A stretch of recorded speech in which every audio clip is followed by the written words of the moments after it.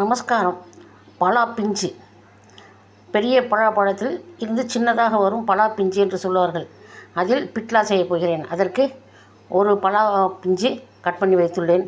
அதை கொஞ்சம் உப்பும் கல்லுப்பும் கொஞ்சம் மஞ்சத்தூளும் போட்டு தண்ணீர் ஊற வைத்து விட்டால், கட் பண்ணி ஊற வைத்து விட்டால் கருப்பாகாது.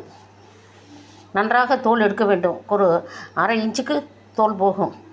ஒரு கப் கடலைப்பருப்பு. இதை நம்ம சுண்டல் பதத்துக்கு வேக வைத்து கொள்ள வேண்டும். புளி ஒரு எலுமிச்சை அளவு, ஒரு மூடி தேங்காய், 2 ஸ்பூன் வார கொத்தமல்லி, 1 ஸ்பூன் சீரகம், 1 ஸ்பூன் மிளகு, 1 ஸ்பூன் வெந்தயம். இவையெல்லாம் வறுப்பதற்கு, தேங்காயும் வறுப்பதற்கு தான். ஒரு 10 மிளகாய், ஒரு 2 டீஸ்பூன் வறுக்காத பச்சைக்கடலை. நம்ம கடலை பருப்புக்கு பதில் நான் இந்த சாப்பிட்ற வேர்க்கடலை பருப்பு போட்டிருக்கிறேன், வறுக்கவில்லை. இதையும் வறுத்துக்கொள்ள வேண்டும். 2 டேபிள் ஸ்பூன் உளுத்தம்பருப்பு, இதுவும் வறுக்க வேண்டும். 1 டேபிள் ஸ்பூன் எள்ளு, இதையும் வறுக்க வேண்டும். இவையெல்லாம் வறுத்து அரைப்பது. கல்லுப்பு 1 டீஸ்பூன், அதுக்கு தகுந்தாற்போல் நீங்கள் போட்டுக்கொள்ளலாம். மிளகாய் ஒரு 10, சமையல் பெருங்காயம் 1 டீஸ்பூன்.